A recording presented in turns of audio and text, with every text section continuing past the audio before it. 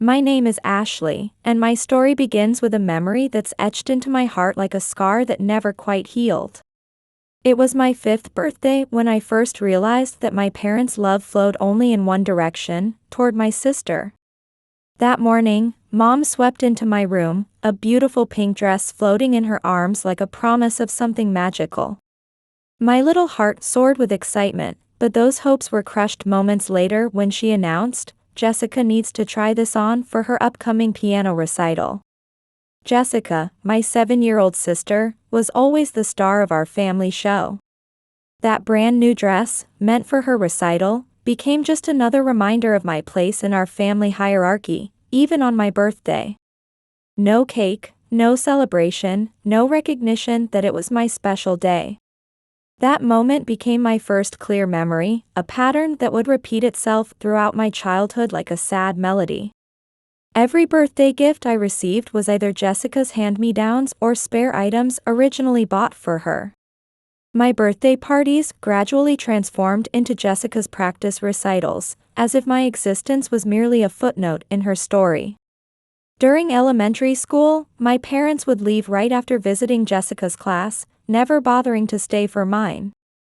At sports days, while other children's parents cheered and waved, mine were conspicuously absent from my events. Only my grandparents remained faithful with their cameras and warm smiles. When I entered middle school, Mom delivered her verdict with the precision of a judge's gavel. "Since you don't have any special talents like Jessica, you should at least help around the house properly." Jessica was exempted from housework because of her talent, while I was deemed ordinary enough to shoulder all domestic responsibilities. From then on, I became the family's unofficial housekeeper. Cooking, laundry, cleaning, it all fell to me. "If you can't even handle housework, how will you ever find a husband?" Mom would say, while Dad remained hidden behind his newspaper, a silent witness to my diminishment. While Jessica attended her daily piano lessons and the family went to her weekend recitals, I was left behind to tend to the house. Mother's words still echo in my ears. "You'd only embarrass yourself in public anyway." But on my 14th birthday, something changed. I received my first real gift, one that was truly mine alone. My grandfather presented me with a computer, and his words felt like a warm embrace. "Ashley, this belongs to you and only you." For the first time in my life, I felt seen, acknowledged as my own person. Until then, my room had been a museum of Jessica's cast-offs and spares, but this computer was different. It was undeniably, irrevocably mine. "Ashley has her own special talents," Grandpa said, presenting me with programming books, his eyes twinkling with belief in my potential. While Mom dismissed it as a waste of money and Father remained engrossed in his newspaper, my grandparents became the anchors of my self-worth. Late into the night, I would sit at my computer, Mom's dismissive, playing games again, commentary floating up the stairs as I threw myself into learning programming. As Jessica's piano notes filled our house like a demanding symphony, I found my own rhythm in the quiet tapping of keyboard keys. My grandparents alone celebrated each small victory, each bit of progress I made. Every time Mom bragged, "Jessica won another award," Grandma would counter softly, "Ashley is working hard too." But to my parents, my efforts remained invisible, like stars trying to shine in the brightness of day. Now, at 28, I find myself caught in a web of memories and present-day realities. My life has taken a different path since Jessica, my sister, married and moved out 2 years ago. I run my own online business from home, a dream born from that first computer Grandpa gave me in high school. That gift opened doors I never imagined possible, though my beloved Grandpa, my champion, passed away 3 years ago. He lived with us, and in him, I found my only true ally in this house of shadows. Since his passing, the silence in this house has grown heavier, more oppressive, like a thick fog that refuses to lift. My parents work during the day, while I sit quietly at my computer, building my business in solitude. They still see me as nothing more than a reclusive gamer, their eyes blind to the success I've carved out for myself. Jessica, too, has always looked down on me with that same dismissive gaze. The drive to master computers was born from their indifference, like a flower pushing through concrete. My parents' favoritism toward Jessica never wavered, their attention to me as scarce as rain in a desert. I grew up sustained only by my grandparents' love, their belief in me a lifeline in stormy seas. That computer they gave me on my 14th birthday became the foundation of my current career. Now, with my grandparents gone, my room has become my sanctuary, the only place in this house where I can truly breathe. Yet, I don't harbor hatred for my parents, they gave me life and raised me, however imperfectly. So I continue to help with the housework, a duty I've shouldered since childhood. Every Sunday morning, I prepare breakfast, and today, like clockwork, Mom opens my door after 9 a.m., asking, "Is breakfast ready?" "Yes, it's all set on the table," I respond, my voice steady and calm. Since Grandpa's death, the household duties have become mine entirely. My parents believe I spend all day playing video games, so they see it as only fair. I cook every meal, do the laundry, and handle the shopping, a silent manager of this household's daily rhythm. Mom asks, "Have you seen your father?" then adds, "He had breakfast early and went out." Father has left again. These early weekend departures have become more frequent lately.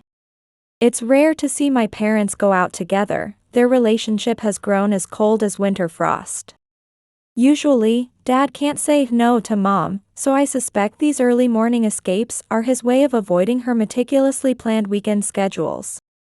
But this is all speculation. I haven't had a real conversation with him since high school, our words as scarce as stars at noon. Today brings another storm to our already turbulent household. Jessica and her family are coming to visit around noon. "Jessica's coming, so don't act surprised," Mom announces with her usual commanding tone. "After all, she's your sister, and you haven't seen her in quite a while, have you?" Indeed, time has stretched like an endless ribbon between our last meeting. This will be her first visit since her marriage 2 years ago. Though Jessica has dined out with our parents occasionally, she hasn't set foot in our family home until now. Even during her pregnancy, she stayed away, forcing our parents to make the pilgrimage to her. Something significant must be brewing. Jessica never comes without a calculated purpose. Mom mentioned that Jessica has something important to discuss. With her impending return, I know I must prepare a worthy lunch, though my heart feels heavy with anticipation. I quietly accept this duty, as I always have. Truthfully, my heart flutters more at the thought of seeing my nephew than my sister. Jessica's icy demeanor towards me over the years has left scars that still sting, and the realization that I haven't received this month's grocery money adds another layer of anxiety to my thoughts. Could I have the grocery money for this month? I ventured to ask Mom and added, "I'm about to go shopping." "Didn't you ask your father?" "He told me you should ask him for money," Mom replies with her usual contemptuous tone. "I don't have any money, I only got $50 last month," I say quietly. The full amount is desperately needed this month. "Here's $30, Mom throws the money onto the table as if disposing of something distasteful. "If you had a real job, this wouldn't be happening," she scoffs. "How long do you plan to keep playing games?" she continues with mounting irritation. "I've told you, I'm working," I protest. "I don't want to hear your excuses," she cuts me off sharply. "You're just earning pocket money from those games," she accuses with a dismissive wave. "Don't call it work when you can't even support yourself," she sneers. "That won't be enough, but I've given you some money," she says coldly. "Ask your father for the rest," she spits out before storming from the room, slamming the door with enough force to rattle the pictures on the wall. After releasing a deep sigh that seems to come from my very soul, I return to my work. When I reach a good stopping point, I gather my courage and head out for shopping.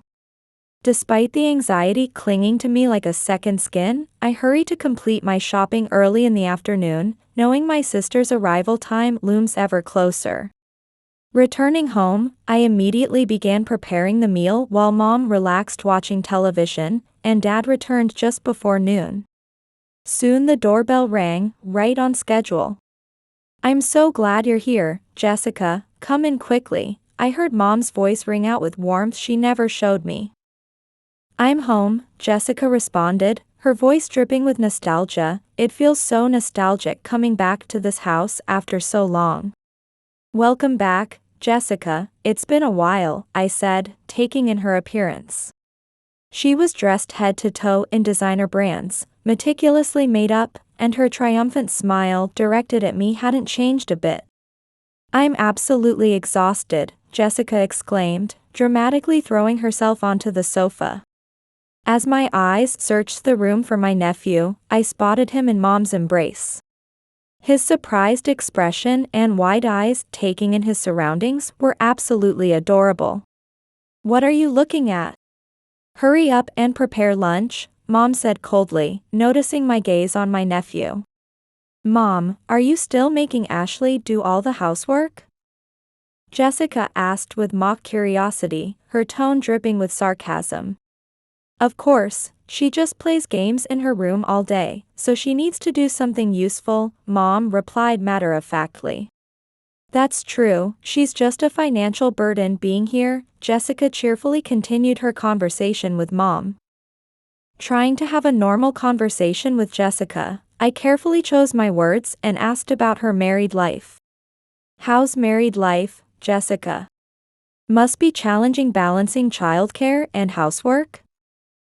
I ventured cautiously. "I don't do any housework at all. The mere thought of being caught up in such things daily like you makes me shudder," Jessica responded with disdain. "We have a housekeeper, I don't need to do anything." I remembered that Jessica's husband was a doctor. When their marriage was announced, Mom and Jessica had been overjoyed. "She married into money," I thought to myself. "How nice to have a housekeeper." "Is your husband busy with work?" I asked politely. "Yes, he's hardly ever home, even on holidays he gets emergency calls," Jessica replied. Considering our relationship, this was actually a civil conversation, but Jessica seemed dissatisfied and stopped me as I tried to go finish the cooking.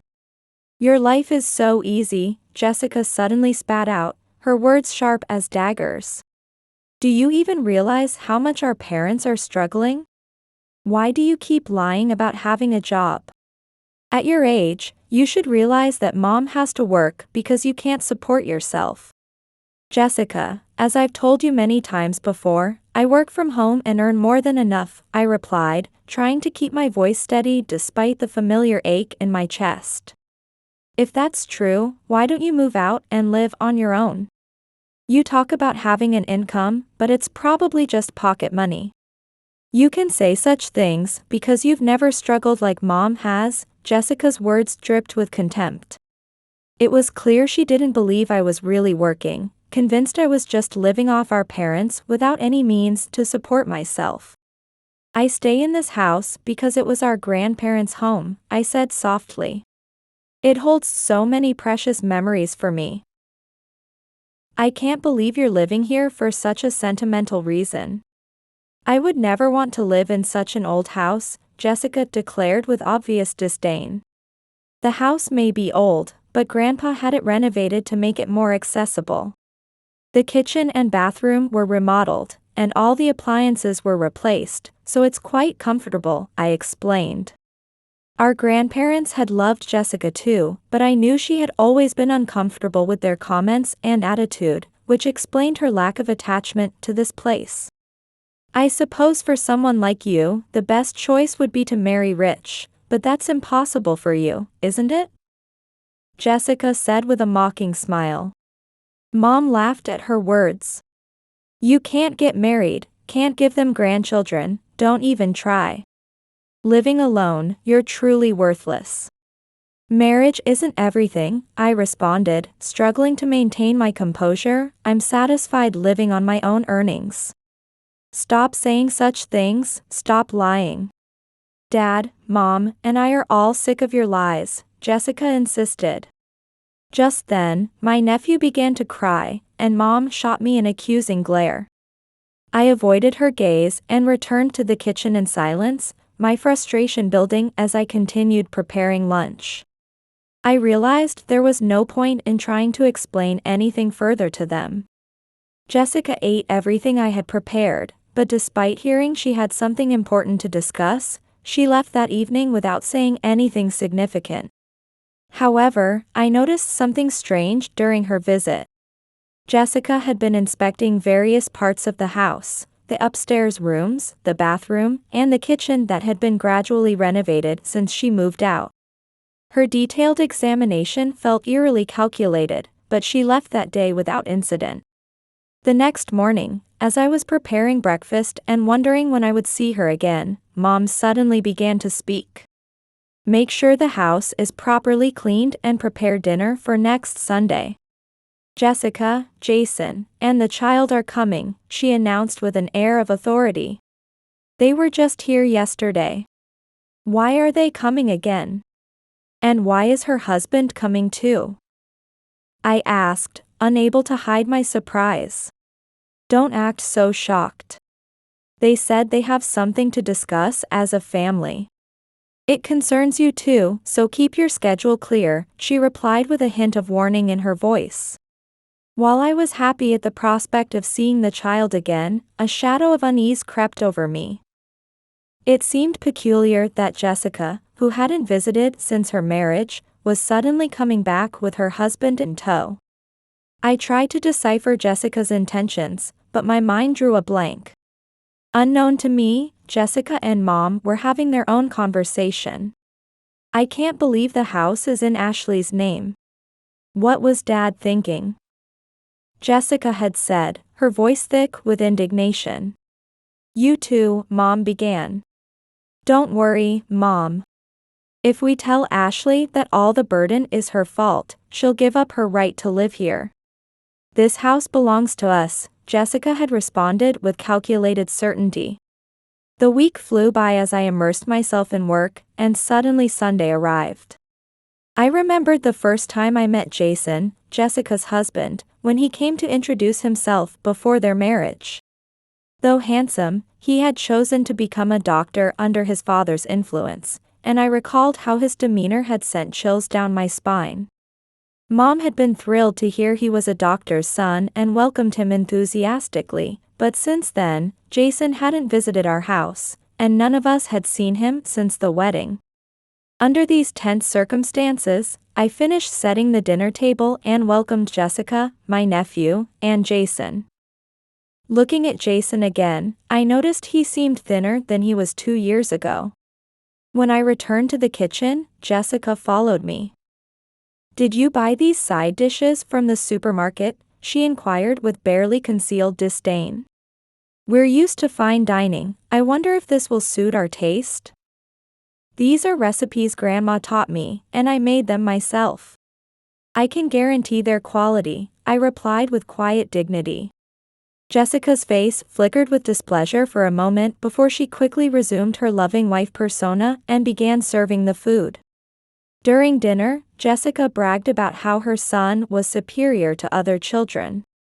Jason barely spoke throughout the meal, seeming distant as he listened to Jessica's chatter. Seeing such a cute son, don't you wish you had one too? Jessica turned to me with malice glinting in her eyes. She was clearly preparing to target me again, like a predator sizing up its prey. We could have had another grandchild by now, but that's impossible because Ashley can't even get married, she began her calculated attack. Don't you think finding a husband should come before having children? But you're always locked away in your room playing games. How could you possibly meet anyone? Not to mention you're unemployed and still living at home. Just as I finished enduring these cruel insults and tried to rise from the table, Mom's voice, filled with barely contained rage, stopped me in my tracks. Where do you think you're going? We're not finished here. There's something important to discuss, so sit down and listen. Let's get to the point, Jessica declared. Ashley, would you move out of this house? Her sudden demand left me speechless, the words frozen in my throat. Why don't you try living alone for once? As long as mom and dad are here, they'll never stop enabling you. You'll never change at this rate. She delivered these words as if she were offering wise counsel, as though she truly had my best interests at heart. You really need to realize what a disappointment you've become. You need to learn how to earn a proper income. Living alone will help you understand the harsh realities of life. This is for your own good. Wait, Mom, I protested, my hands trembling with anger and frustration. How many times do I have to tell you? I work and earn my own money. When will you finally understand? Making a little pocket money from your hobby doesn't count as supporting yourself, Jessica interjected.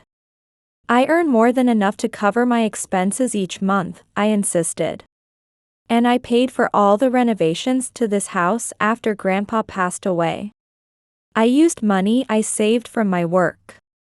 You both know you didn't contribute anything to those costs. Don't get ahead of yourself, Jessica snapped. That money must have been Grandpa's, right? That's what you thought? I had no idea he gave you money before he died. In truth, Grandpa had given me his bank book shortly before his death. It was the result of my grandparents' careful saving for my future, worried about my parents' indifference. They must have known it would come in handy someday. What do you mean? How did you know about that? I asked, my voice trembling with shock. I had kept the bank book hidden in my drawer and never told anyone about it. Oh, I found it in your drawer, obviously. But where did you hide the ATM card? I couldn't withdraw any money, Jessica revealed with casual cruelty. How dare you do such a despicable thing, I whispered, stunned by the depth of her betrayal. I stood there, frozen in disbelief at her audacity. They were always so kind to you, but how could they leave money to you instead of us? How dare they? Jessica's voice dripped with venom. Don't trample on our grandparents' feelings. They left that money because they wanted me to be happy, I defended, my voice rising with emotion. Their contempt for our grandparents' intentions filled me with a burning rage, and suddenly everything became clear. Now I understood why my parents had never mentioned the renovation costs. They must have known about the bank book all along and planned to make me bear the expenses from the start. They had assumed I was using the money from the bank account they discovered to pay for the renovations. Let's forget about the money for now. Thanks to it, this old house is fairly comfortable and has new appliances. Though it's infuriating that you were the only one to receive anything, I'll let it go. Grandpa and Grandma probably predicted you'd struggle to be independent without a real job, Jessica said with calculated dismissiveness. The house was indeed clean and well equipped, and I suddenly realized that Jessica's earlier inspection of the house had been to assess these improvements.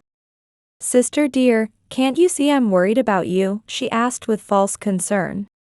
I stared at her in silence, seeing through her act. Ignoring my gaze, she smiled and began to reveal her true intentions. Actually, we're planning to build a new hospital, she announced proudly, glancing at Jason's still serious face. We're thinking of moving to this area.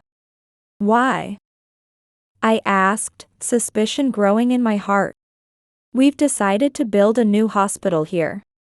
There's vacant land, and the area lacks medical facilities. We plan to use this house as our base while commuting to the hospital, so we need you to move out. Don't say such things so suddenly. I know the house is in your name, but you should leave for Mom and Dad's sake too. Just hand over the house. How dare you make such decisions on your own? I demanded, my voice trembling with barely contained rage. Of course, Mom and Dad agree with me. They really want you to leave, Jessica retorted with smug satisfaction. Oh, and let me remind you, I interjected, Grandpa transferred the house deed to my name before he died. Though I didn't understand his true intentions then, now it's crystal clear. Dad is the real owner of this house. The name on the deed means nothing. So just leave quietly, she commanded. This house is filled with memories of Grandma and Grandpa, I protested, my voice thick with emotion. Stop with this childish sentimentality, Jessica sneered. You're nothing but a parasite, causing trouble for everyone. It's time for you to leave. Ashley, don't you think you're being a bad influence on your nephew?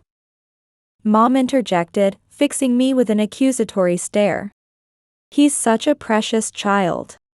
Do you really want him to see his aunt living like a parasite, dependent on her parents? You should leave, for his education's sake. Throughout this exchange, Dad kept his eyes down, fiddling with his phone, while Jason remained silent, though his attentive demeanor suggested agreement. In that moment, I made a decision in my heart, let them think what they want, nothing I could say would reach them anyway. I needed to escape this toxic environment as soon as possible. Fine, do as you please, I said, storming up to my room, fury coursing through my veins. Though anger burned within me about everything, that night I forced myself to think calmly about my next steps. The next morning, my resolve was firm. When I descended the stairs, Jessica's family had already left, my parents appeared to be sleeping, and the previous night's chaos remained untouched. I grabbed my laptop and headed to a nearby cafe.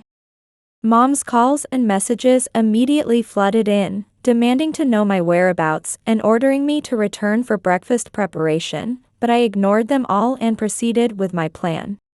First, I searched for a moving company and contacted one. Since it was off-season, they could come that very day once their office opened. I scheduled their arrival to coincide with my parents' work hours. The house descended into chaos within hours, and I heaved a deep sigh. The moving truck arrived promptly, and there was a flurry of activity as they loaded everything from the washing machine, vacuum cleaner, refrigerator, and microwave down to the last plate.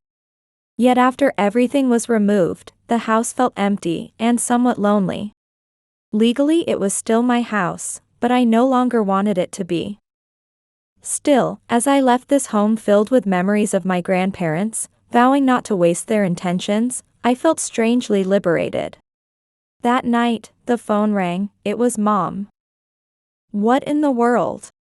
All the appliances are gone, did you take them? She demanded, her voice shrill with panic. Of course I did, I replied with cold determination.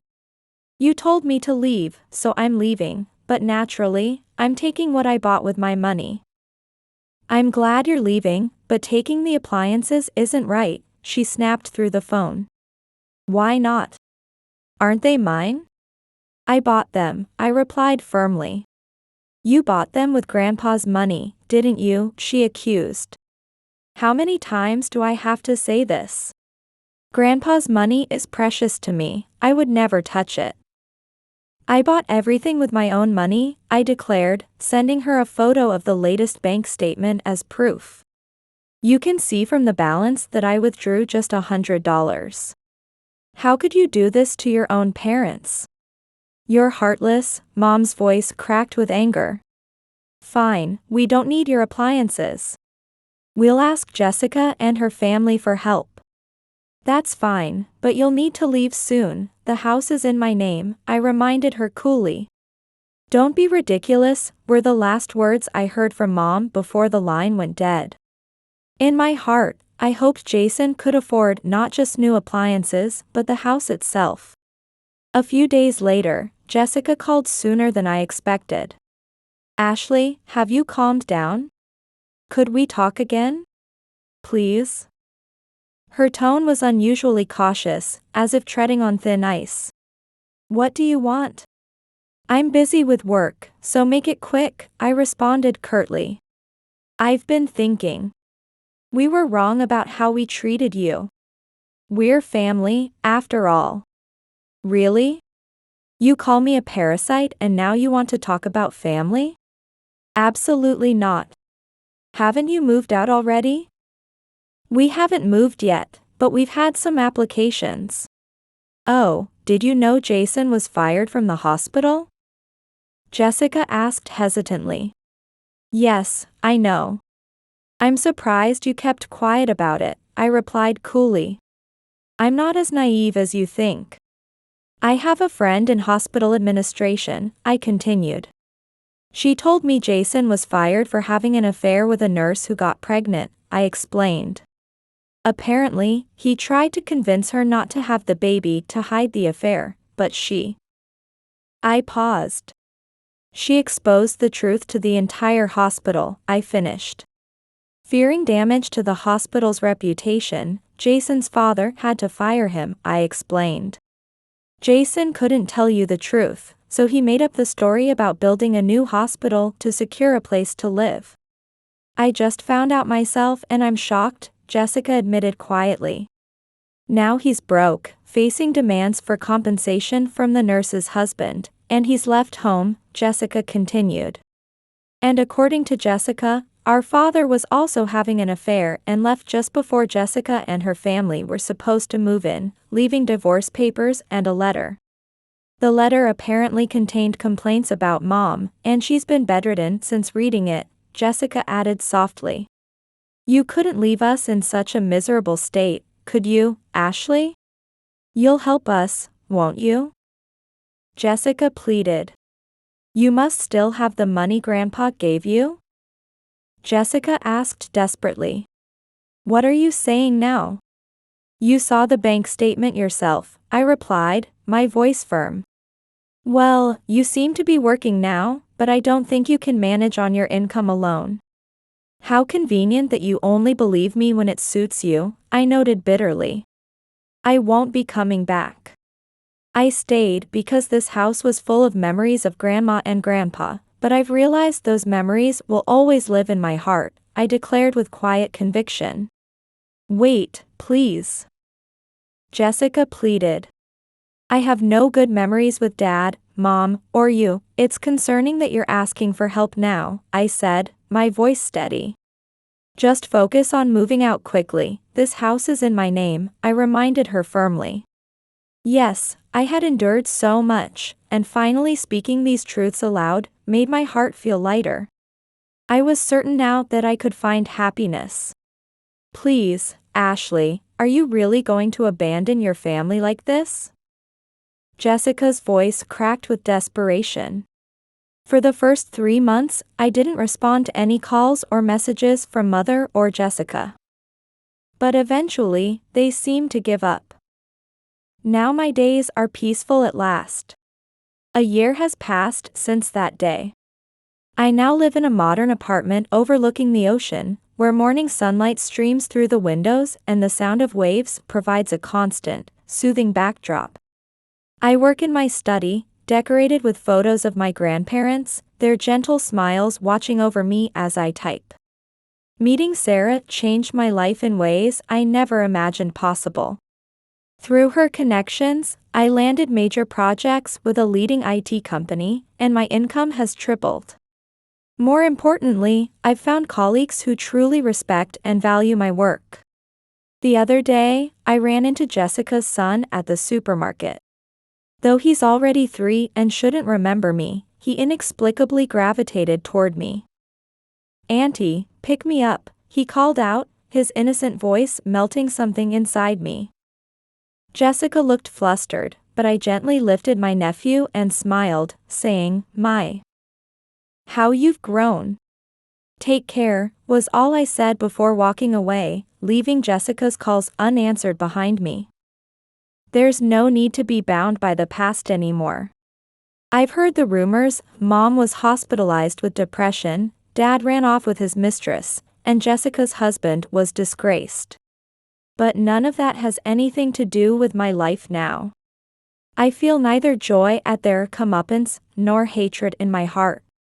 I'm simply walking my own path. This weekend, Sarah and I are going to look at potential office spaces. We've decided to start our own small IT company.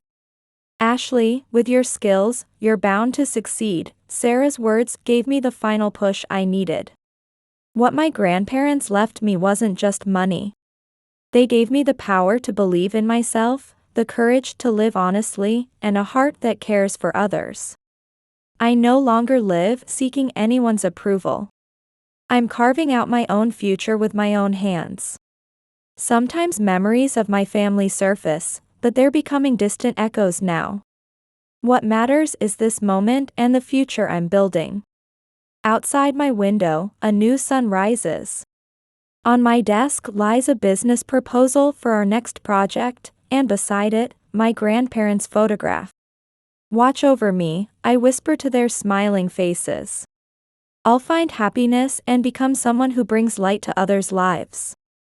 I'm no longer living in anyone's shadow. Living life on my own terms, that's the path I've chosen.